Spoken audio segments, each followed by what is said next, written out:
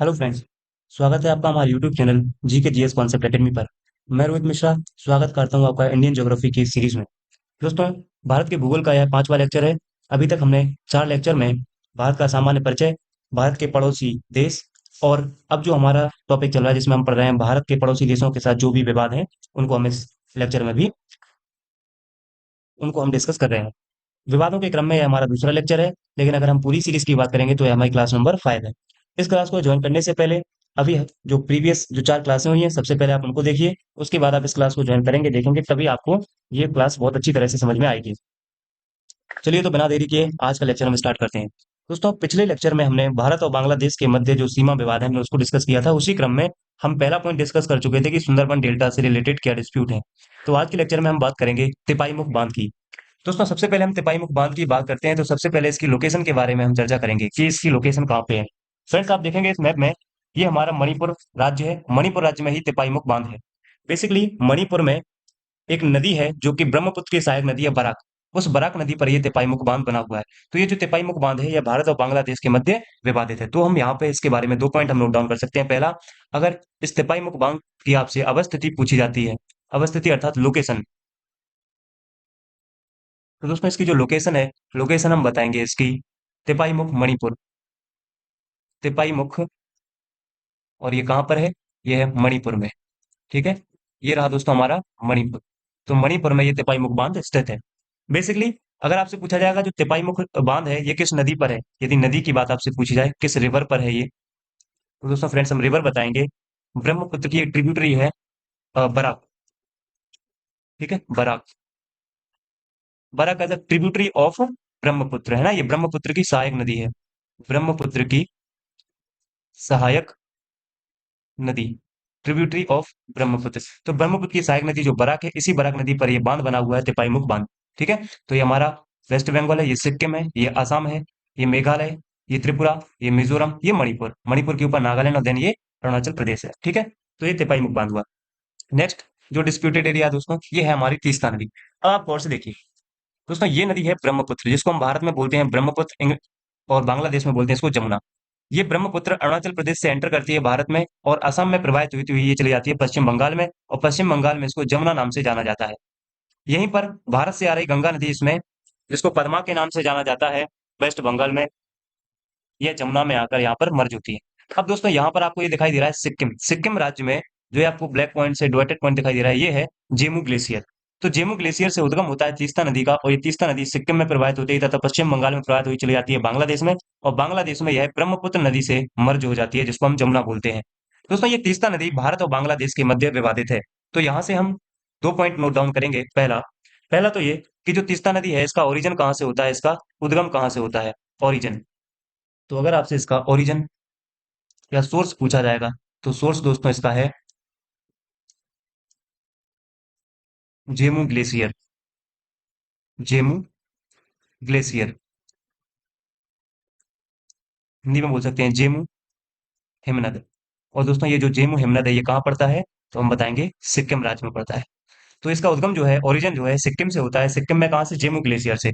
और दोस्तों अगर इसका आपसे पूछा जाएगा माउथ या मुहाना कहाँ है, माउथ या मुहाना, तो दोस्तों इसका जो मुहाना है दैट इज ब्रह्मपुत्र जमुना। हम बोल सकते हैं जमुना रिवर, जमुना रिवर, जमुना नदी। और ये जमुना नदी में कहाँ पर है, तो हम बताएंगे बांग्लादेश। तो बांग्लादेश में इसका माउथ है, मुहाना है, वो भी किस नदी में? जमुना रिवर में। ठीक है, और दोस्तों इस नदी के विवाद को सुलझाने के लिए 1983 में, 1983 में, 1983 में एक समझौता हुआ किससे संबंधित? तीस्ता नदी से। ठीक है, तो यहां पर हुआ था भारत बांग्लादेश समझौता। ठीक है, इस समझौते के अनुसार था क्या? देखिए दोस्तों, इस समझौते के अनुसार हुआ क्या, इसमें कहा गया कि जो तीस्ता नदी का पानी है, जो जल है, इसका वाटर है, इस पानी को तीन भागों में डिवाइड किया गया। कौन कौन से तीन भाग हैं, क्या तीन भाग हैं? तो इसमें कहा गया कि जो भारत है, भारत को तीस्ता नदी का 39%, 39% वाटर प्राप्त होगा। वहीं अगर हम बांग्लादेश की बात करेंगे तो बांग्लादेश को इस तीस्ता रिवर का 36% वाटर प्राप्त होगा, और जो रिमेनिंग जो शेष बचा हुआ है 25% वो नदी में ही रहेगा। ठीक है, तो इस प्रकार से इसका डिस्ट्रीब्यूशन किया गया किसके अकॉर्डिंग, 1983 में जो भारत और बांग्लादेश के मध्य समझौता हुआ, जिसमें कह दिया गया कि जो तीस्ता नदी है इसका 39% वाटर भारत के द्वारा यूज होगा, 36% बांग्लादेश के द्वारा, और जो शेष 25% है वो नदी में ही प्रवाहित होगा। तो ये तीस्ता नदी के बारे में भारत और बांग्लादेश के मध्य डिस्प्यूट था। आपको इसमें ज्यादा कुछ याद नहीं रखना है, आपको केवल ये पॉइंट याद रखना है कि तीस्ता नदी विवाद किन दो देशों के मध्य है, तो हम बताएंगे भारत और बांग्लादेश से। नेक्स्ट पॉइंट पूछा जाएगा आपसे कि तीस्ता नदी जल समझौता भारत और बांग्लादेश के मध्य कब हुआ था, तो 1983 में। और अकॉर्डिंग टू दिस समझौता आप देखेंगे भारत 39%, बांग्लादेश 36%, एंड नदी में जो रहेगा वो 25% वाटर। तो ये हमने तीस्ता नदी जल समझौता भी यहाँ पे रखा है। अब आइए नेक्स्ट पॉइंट दोस्तों हम डिस्कस करते हैं जो 43 बीघा कॉरिडोर। हालांकि 3 बीघा कॉरिडोर को हम पहले ही डिस्कस कर चुके हैं, तो यहाँ केवल मैं आपको एक ही पॉइंट लिखाऊंगा कि जो 3 बीघा कॉरिडोर है इसकी लोकेशन क्या है, इसकी अवस्थिति क्या है। तो दोस्तों आप लोकेशन में इसका याद रखोगे कूच बिहार पश्चिम बंगाल, कूच बिहार पश्चिम बंगाल। और इसके बारे में जो भी पॉइंट थे हमने पिछले लेक्चर में डिस्कस कर लिए हैं, ठीक है। बेसिकली एक इन दो देशों के मध्य 3 बीघा कॉरिडोर, तो आप बताओगे भारत और नेपाल के मध्य स्थित है, ठीक है। नेक्स्ट देखिए, अब नेक्स्ट है दोस्तों ट्रेन। ट्रेन के बारे में ज्यादा कुछ नहीं, आपको 3 ट्रेनें याद रखनी है जो भारत और बांग्लादेश के मध्य चलाई गई या चलाई जाती हैं। देखिए, सबसे पहला हम बात करेंगे मैत्री एक्सप्रेस। मैत्री एक्सप्रेस पहली ट्रेन जो किस किस के मध्य चलती है, भारत और बांग्लादेश के मध्य। बेसिकली ये कलकत्ता से ढाका के बीच चलती थी, ठीक है। यह मैत्री एक्सप्रेस। दूसरा आपसे पॉइंट पूछा जाएगा, और कौन सी, दूसरा पॉइंट आप बताओगे। जो नेक्स्ट पॉइंट रहेगा दोस्तों इसका नाम है बंधन एक्सप्रेस। बंधन एक्सप्रेस। ये जो बंधन एक्सप्रेस है ये भी भारत और बांग्लादेश के मध्य चलाई गई। बेसिकली ये कलकत्ता से खुलना तक चलाई गई थी। और जो हमारी थर्ड होगी दोस्तों, this is Mitali express. Mitali express. तो दोस्तों ये है मिताली एक्सप्रेस। तो इस प्रकार ये 3 ट्रेनें हैं जो भारत और बांग्लादेश के मध्य चलाई जाती हैं, ठीक है। तो हमने इन ट्रेन के बारे में डिस्कस किया जो कि भारत और बांग्लादेश से ही संबंधित है। देन हम बात करते हैं दोस्तों, जो हमारा छठवां पॉइंट है disputed, this is Farakka barrage. अब देखिए दोस्तों, ये भारत में प्रवाहित हो रही है गंगा नदी है, और ये गंगा नदी इस प्रकार से बांग्लादेश में जाएगी पद्मा नाम से। यहाँ पर ब्रह्मपुत्र जो कि जमुना नाम से जानी जाती है, इन दोनों में मर्ज होती है, यहाँ से ये मेघना के नाम से प्रवाहित होती है, और ये सुंदरबन का डेल्टा बना। अब हुआ क्या दोस्तों, हमारा है जो कलकत्ता बंदरगाह, कलकत्ता बंदरगाह में सिल्ट जमा हो जाती है, गाद, जिसकी वजह से जो जहाज वगैरह होते हैं उनको कलकत्ता बंदरगाह तक पहुंचने में थोड़ी असुविधा होती थी। इस असुविधा को दूर करने के लिए, इस गाद को साफ करने के लिए भारत सरकार ने फरक्का बैराज जो कि पश्चिम बंगाल में मुर्शिदाबाद, बेसिकली ये कहां पर है, मुर्शिदाबाद में, मुर्शिदाबाद। तो पश्चिम बंगाल के मुर्शिदाबाद में एक बैराज बनाया जिसका नाम है फरक्का बैराज। इसके द्वारा क्या किया गया, गंगा नदी की को जो मेन धारा थी उसकी एक धारा को यहाँ पर मोड़ लिया गया, ठीक है, जिसको हुगली के नाम से जाना था। और ये हुगली से जो ये पूरा कैनाल जो एक नहर टाइप का जो पानी आ रहा है, ये क्या करता है, कलकत्ता बैराज में जितनी भी सिल्ट जमा हो जाती है, जितनी भी जो गाद जमा हो जाती है, उसको साफ करने का काम करता है। तो लेकिन इस पर ऑब्जेक्शन उठाया बांग्लादेश ने कि भाई अब हमारे यहाँ जल की कमी हो रही है, आपूर्ति, क्योंकि जो बांग्लादेश है वो भी भारत की तरह ही एग्रीकल्चर बेस्ड इकोनॉमी है। तो वहां पर भी एग्रीकल्चर की दिखता है। अब चूंकि यहाँ पर बैराज बनाने से पानी का कुछ भाग रोक लिया जाता है, जिससे बांग्लादेश ने ऑब्जेक्शन उठाया। तो इस प्रकार से हम कह सकते हैं कि जो फरक्का बैराज है ये भी भारत और बांग्लादेश के मध्य विवाद का प्रमुख कारण है। अब यहाँ पे आप 2-3 पॉइंट लिखेंगे। पहला पॉइंट कि फरक्का बैराज कहाँ पर सिचुएटेड है, इसकी लोकेशन क्या है, तो लोकेशन बताएंगे आप, मुर्शिदाबाद, मुर्शिदाबाद पश्चिम बंगाल। तो पश्चिम बंगाल के मुर्शिदाबाद में यह फरक्का बैराज सिचुएटेड है, लोकेटेड है। नेक्स्ट पॉइंट हम बताएंगे इसका प्रारंभ कब किया था दोस्तों, तो 21 अप्रैल 1975 को इस फरक्का बैराज का प्रारंभ किया गया था। और दूसरा आपसे अगर इसका उद्देश्य पूछा जाता है तो गंगा नदी के पानी से हुगली नदी में जल आपूर्ति बढ़ाना, ताकि क्या हो सकते, ताकि कलकत्ता बंदरगाह में गाद की समस्या ना हो। हम कह सकते हैं कलकत्ता बंदरगाह में गाद की समस्या ना हो, गाद की समस्या ना हो, इस वजह से इस डैम को, इस बैराज को बनाया गया, ठीक है। तो आपसे पूछा जाएगा there is no problem of silt import of Calcutta, ठीक है। तो कलकत्ता बंदरगाह में सिल्ट की प्रॉब्लम ना हो, बेसिकली किसकी बात हो रही है, सिल्ट प्रॉब्लम। इस सिल्ट प्रॉब्लम को दूर करने के लिए फरक्का बैराज को बनाया गया। अब यहाँ पे एक पॉइंट आप याद रखो दोस्तों, जो कलकत्ता पोर्ट है, कलकत्ता बंदरगाह है, इसको बोला जाता है पूर्व का लंदन, ठीक है। लंदन ऑफ ईस्ट के नाम से जाना जाता है। तो एक पॉइंट आप ये एक्चुअली याद रखेंगे, इसको बोला जाता है London of east, London of east, पूर्व का लंदन, हिंदी में पूर्व का लंदन के नाम से जाना जाता है कलकत्ता बंदरगाह। तो ये फरक्का बैराज के बीच क्या डिस्प्यूट था, ये हमने डिस्कस किया। अब नेक्स्ट पॉइंट देखिए दोस्तों, हम बात करते हैं जो नेक्स्ट हमारा पॉइंट है, भारत बांग्लादेश भूमि बॉर्डर समझौता, India Bangladesh land border agreement. Basically 7 मई 2015 का दिन है जब भारतीय संसद ने 100वां संविधान संशोधन अधिनियम 2015 100 कॉन्स्टिट्यूशन अमेंडमेंट एक्ट 2015 को पारित किया। इसके अकॉर्डिंगली क्या हुआ, बांग्लादेश के इंक्लेव, इंक्लेव मतलब एक ऐसा क्षेत्र जो दो देशों के बीच में, उसको इंक्लेव बोला जाता है। तो जो बांग्लादेशी इंक्लेव थे लगभग 51, उनको भारत में मर्ज कर लिया गया, मिला लिया गया। यानी हम कह सकते हैं कि जो बांग्लादेश के 51 क्षेत्र थे उनको तो भारत में मिला लिया गया, लेकिन जो इंडियन इंक्लेव्स, जो भारत के 111 क्षेत्र थे, उनको दे दिया गया किसको, बांग्लादेश को। अब आप कहेंगे कि हमने अपना ज्यादा क्षेत्र बांग्लादेश को दे दिया। दोस्तों इससे ज्यादा इंपॉर्टेंट था कि जो ये विवाद था, भूमि विवाद विवाद, इसको सॉल्यूशन, इसका सॉल्यूशन करना हमारा मेन उद्देश्य था, प्राथमिकता यही था। इसलिए हमने जो 51 बांग्लादेशी इंक्लेव थे उनको भारत में मर्ज कर लिया, और जो हमारे 111 इंक्लेव थे उनको हमने बांग्लादेश को दे दिया। यही है भारत बांग्लादेश भूमि बॉर्डर समझौता। आइए दोस्तों, भारत और बांग्लादेश के मध्य जितने भी विवाद थे वो आपको बड़े आसानी से और बहुत अच्छी तरीके से समझ में आ गए होंगे। अब जो एक पॉइंट बचता है, अवैध प्रवासन। दोस्तों आप जानते हो 1971 में मुक्ति वाहिनी, जो एक बांग्लादेश का एक हम कह सकते हैं दल है, जो कि जो पाकिस्तान की जो सेना थी उनसे लड़ने का काम करता था। इस मुक्ति वाहिनी को भारत सरकार ने भी ट्रेन किया है।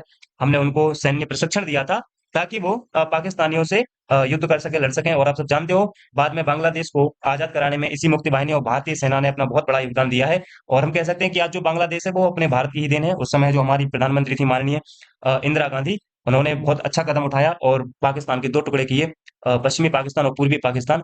और दोस्तों आज हम उसके रूप में बांग्लादेश को देते हैं। तो ये सारे पॉइंट हमने भारत और बांग्लादेश के बारे में डिस्कस किए। अब नेक्स्ट दोस्तों हम बात करते हैं इंडिया नेपाल डिस्प्यूट। ठीक है, तो अब जो हमारा नेक्स्ट पॉइंट होगा विवाद के क्रम में, तो हमने पहला पॉइंट डिस्कस किया है बेसिकली भारत और बांग्लादेश संबंध। तो भारत और बांग्लादेश संबंध के बाद अब दोस्तों हम बात करेंगे भारत और नेपाल संबंध। जो हमारा नेक्स्ट हेडिंग होगा, this is India and Nepal dispute. Bharat Nepal विवाद। अब दोस्तों हम बात करेंगे भारत नेपाल विवाद के बारे में, भारत नेपाल डिस्प्यूट के बारे में। तो आइए डिस्कस करते हैं। सबसे पहले दोस्तों हम बात करते हैं नेपाल के बारे में। तो हम सब जानते हैं जो नेपाल है दोस्तों, ये एक लैंड लॉक्ड कंट्री है। तो it is a land locked country, land locked country. हम कह सकते हैं जो नेपाल है यह एक भू आविष्ठित या स्थल रुद्ध देश है। भू आविष्ठित या हम बोल सकते हैं स्थल रुद्ध देश है। पहला पॉइंट दोस्तों, इसके साथ हम कह सकते हैं कि जो नेपाल है ये एक माउंटेनियस कंट्री है, यह एक पर्वतीय देश है। It is a mountainous country, यह एक पर्वतीय देश है। ठीक, नेक्स्ट हम बोल सकते हैं कि इसके साथ जो हमारी बॉर्डर लेंथ है दोस्तों, जो हमारे सीमा की लंबाई है, हालांकि एक दो बार हम इसको पढ़ चुके हैं, जो इसकी बॉर्डर लेंथ या सीमा की लंबाई है कितनी है, 1751 1751 किलोमीटर। ये भारत और नेपाल के बीच में बॉर्डर लेंथ। तो हम सब जानते हैं भारत का उत्तराखंड, उत्तर प्रदेश, बिहार, बिहार के अलावा दोस्तों वेस्ट बंगाल अर्थात पश्चिम बंगाल एंड सिक्किम। इस प्रकार से हम कह सकते हैं 1 2 3 4 5, ये 5 राज्य ऐसे हैं जो नेपाल के साथ बॉर्डर शेयर करते हैं। और दोस्तों नेपाल के साथ हमारी कैसी बाउंड्री है, ओपन बाउंड्री है दोस्तों, ओपन बाउंड्री, अर्थात हम कह सकते हैं खुली सीमा है। तो भारत और नेपाल के बीच में दोस्तों खुली सीमा है। तो पहला पॉइंट, ये एक लैंड लॉक्ड कंट्री है, ये एक माउंटेनियस कंट्री है, इसकी लेंथ है भारत और नेपाल के बीच में जो बॉर्डर लेंथ है दिस इज 1751 यानी 1751 किलोमीटर। भारत के 5 राज्य उत्तराखंड, उत्तर प्रदेश, बिहार, पश्चिम बंगाल और सिक्किम इसके साथ अपना बॉर्डर शेयर करते हैं, और भारत और नेपाल के बीच में ओपन बाउंड्री है। ठीक है, अब बेसिकली हम बात करेंगे दोस्तों क्या डिस्प्यूट क्या क्या है। मेन पॉइंट यही है कि डिस्प्यूट क्या क्या है भारत और नेपाल के बीच में। डिस्प्यूट अर्थात विवाद। अब क्या क्या विवाद है देखिए फ्रेंड, सबसे पहले हम बात करते हैं काला पानी विवाद के बारे में। ये आपने सुना होगा, काला पानी डिस्प्यूट, काला पानी विवाद, काला पानी डिस्प्यूट। अगर हम काला पानी डिस्प्यूट की बात करते हैं फ्रेंड्स, तो देखिए सबसे पहले ये जो काला पानी है ना, ये इट इज अ वैली, यह एक घाटी है। इट इज अ वैली, तो हम कह सकते हैं इट इज अ वैली, अर्थात यह एक घाटी है। घाटी, अब देखिए दोस्तों हम सब जानते हैं घाटी दो प्रकार की होती है। मान लीजिए ये एक पर्वत है और एक पर्वत ये है। तो इसके बीच का जो ये दोस्तों पूरा एरिया है, ये भी क्या कहलाएगा, घाटी। लेकिन ये जो घाटी है, ये जो वैली है, ये भी क्या कहलाएगा दोस्तों, घाटी। ये भी एक प्रकार की वैली है। लेकिन दोस्तों ये कैसी वैली है, ये माउंटेनियस वैली है, नहीं इसको हम बोलेंगे कि यह एक पर्वतीय घाटी है। वहीं आप देखिए दोस्तों, मान लीजिए ये एक रिवर फ्लो कर रही है इस प्रकार से, ये एक नदी बह रही है। तो नदी अपने मार्ग को समतल करती चली जाती है, जिससे होता क्या है, ये मार्ग गहरा हो जाता है, प्लेन हो जाता है, समतल हो जाता है। तो इसके चारों ओर की जो एक एरिया रहेगा ये भी कैसा हो जाएगा, समतल एरिया हो जाएगा। तो हम कह सकते हैं कि जो ये भी एक घाटी बनाएगी, ये भी एक वैली बनाएगी। लेकिन जो नदी द्वारा वैली बनाई जाती है दोस्तों, इसको बोलते हैं रिवर वैली, अर्थात रिवर वैली अर्थात नदी घाटी। तो घाटियां दो प्रकार की होती है, एक तो पर्वतीय घाटी और दूसरा नदी घाटी, अर्थात एक mountainous valley and river valley. तो यहाँ पे प्रश्न उठता है कि ये वैली तो है काला पानी, लेकिन किस प्रकार की घाटी है ये? तो दोस्तों इसका जवाब होगा this is a river valley. यह एक नदी घाटी है। तो जो काला पानी है दोस्तों, it is a river valley. तो यहाँ पे हम पॉइंट लिख सकते हैं, it is a river valley, अर्थात हम बोल सकते हैं यह एक नदी घाटी है। ठीक है। अब दोस्तों वर्तमान में हम जानते हैं कि जो काला पानी है ना, इसको जो है प्रशासित भारत के द्वारा किया जाता है। हम कह सकते हैं यह किसके द्वारा प्रशासित है? तो इसको भारत के द्वारा प्रशासित किया जाता है। प्रशासित in the sense administered by India. ठीक है। तो काला पानी को किसके द्वारा प्रशासित किया जा रहा है? हम कहेंगे भारत के द्वारा इसको प्रशासित किया जा रहा है। दोस्तों हम जानते हैं कि यह एक अ, आप अगर इसको देखोगे तो जो कैलाश मानसरोवर रूट है ना, ये वहीं पर स्थित है। इट इज सिचुएटेड इन, या हम बोल सकते हैं located on Kailash Mansarovar route. Hindi में रख सकते हैं यह कैलाश मानसरोवर के मार्ग या पथ पर स्थित है काला पानी। नेक्स्ट, ये एक दोस्तों एक अवलोकन बिंदु है। ठीक है। और यह एक अवलोकन बिंदु के रूप में कार्य करता है, यानी हम कह सकते हैं कि ये एक ऑब्जर्वेशन पोस्ट है।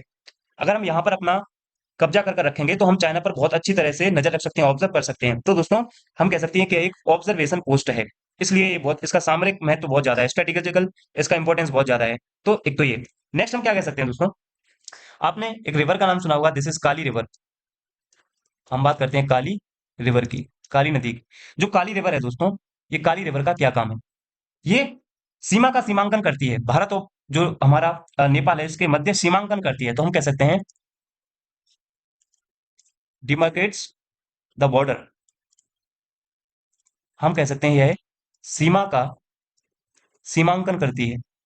अब आपसे पूछा जाएगा किसकी सीमा का सीमांकन?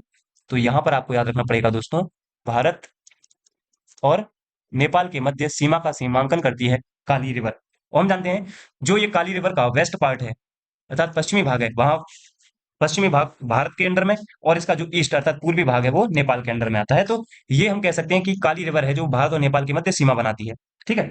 इसके लिए आप याद रखेंगे, बात है 1816 की, 1816, 1816 में एक सुगौली की संधि हुई थी, treaty of Sugauli, treaty of Sugauli, अर्थात हम बोल सकते हैं सुगौली की संधि। दोस्तों इस सुगौली की संधि के अनुसार क्या हुआ था, आप ध्यान से देखेंगे, एक मैप मैं यहाँ पे ड्रॉ कर रहा हूं। देखिए फ्रेंड, ये है हमारा उत्तराखंड का इलाका, देन ये नेपाल, और यहाँ पे ये सिक्किम, ये भूटान, और इस प्रकार से ये हमारा ईस्टर्न इंडिया हो जाएगा। ठीक है। अब देखिए, यहाँ पे आपको 3 पॉइंट याद रखने हैं। पहला पॉइंट ये, दूसरा पॉइंट ये, और तीसरा पॉइंट ये जो वो पॉइंट है दोस्तों, इसका नाम है लिम्पिया धुरिया, लिम्पिया धुरिया, लिम्पिया धुरिया। ठीक है। ये है लिम्पिया धुरा। नेक्स्ट पॉइंट है दोस्तों ये, दिस इज काला पानी, काला पानी बोला जाता है वैसे, काला पानी। दूसरा पॉइंट है ये काला पानी का। और दोस्तों ये जो तीसरा पॉइंट है, दिस इज लिपुलेख पास, लिपुलेख पास, अर्थात हम बोल सकते हैं लिपुलेख दर्रा है। ये 3 पॉइंट आपको याद रखने हैं। और हम सब जानते हैं दिस इज नेपाल, ये जो पूरा एरिया है ये क्या है हमारा, नेपाल कंट्री है नेपाल। अब हुआ क्या दोस्तों, भारत मानता है कि जो काली रिवर है वो लिपुलेख पास से होकर गुजरती है, इसीलिए लिम्पिया धुरिया, काला पानी और लिपुलेख ये सब किसके अंडर में आते हैं? इंडिया के अंडर में आते हैं। लेकिन भाई नेपाल का मानना है कि काली रिवर लिम्पिया धुरिया से निकलती है, इसलिए लिम्पिया धुरिया, काला पानी और लिपुलेख पास किसका हिस्सा है? नेपाल का। बस यही एकमात्र विवाद है भारत और नेपाल के बीच में। तो देखिए दोस्तों ये पूरा एरिया, अब यहाँ पे मैं इसको देखिए, ये पूरा एरिया जिसमें लिम्पिया धुरिया, काला पानी और लिपुलेख शामिल हैं, यही विवादित एरिया। बिकॉज क्योंकि भारत मानता है कि काली रिवर का जो ओरिजिन है, जो काली पानी जो काली नदी का जो सोर्स है वो लिपुलेख पास है, जबकि नेपाल मानता है कि जो काली रिवर है लिम्पिया धुरिया से निकलती है। इसीलिए इन तीनों क्षेत्रों पर दोनों ही देश अपना अपना दावा करते हैं, नेपाल और इंडिया। ठीक है। अब जो काला पानी है बेसिकली दोस्तों, अगर हम इसको समझेंगे, तो ये जो काला पानी है ये पिथौरागढ़ डिस्ट्रिक्ट में पड़ती है। कहां पर? पिथौरागढ़ डिस्ट्रिक्ट, जो कहां पर है, इन कुमायूं, कुमायूं डिवीजन, कुमायूं संभाग में आती है दोस्तों ये, इन हिमाचल प्रदेश। तो हिमाचल प्रदेश का जो कुमायूं संभाग है उसके पिथौरागढ़ डिस्ट्रिक्ट में काला पानी सिचुएटेड। ठीक है, तो ये विवाद है नेपाल और इंडिया के बीच में। यही एक विवाद और हम डिस्कस कर लेते हैं फ्रेंड्स। देखिए, एक पॉइंट आप यहाँ पे देखेंगे, बेसिकली बिहार रीजन में, ये यहाँ पे इस पॉइंट का नाम है सुस्ता विलेज। इसका नाम है दोस्तों सुस्ता विलेज। ये क्या है, सुस्ता विलेज। अब ये भी विवादित है भारत और नेपाल के बीच में। क्यों विवादित है ये सुस्ता विलेज? क्योंकि नेपाल कहता है कि this is the part of Lumbini village. Nepal अपना दावा करता है इस पर कि ये जो नेपाल का लुम्बिनी गांव है, यह उसका गांव है एक, मतलब लुम्बिनी विलेज है जो उसका भाग है। बेसिकली हुआ क्या है, यहाँ से गंडक नदी प्रवाहित होती है। तो नेपाल का कहना है कि गंडक नदी ने अपना मार्ग जो है चेंज कर लिया है, जिसकी वजह से सुस्ता विलेज जो है नेपाल का भाग है, जबकि भारत कहता है कि सुस्ता विलेज भारत का हिस्सा है। तो यहाँ पे हम कह सकते हैं कि जो सुस्ता विलेज है, इट इज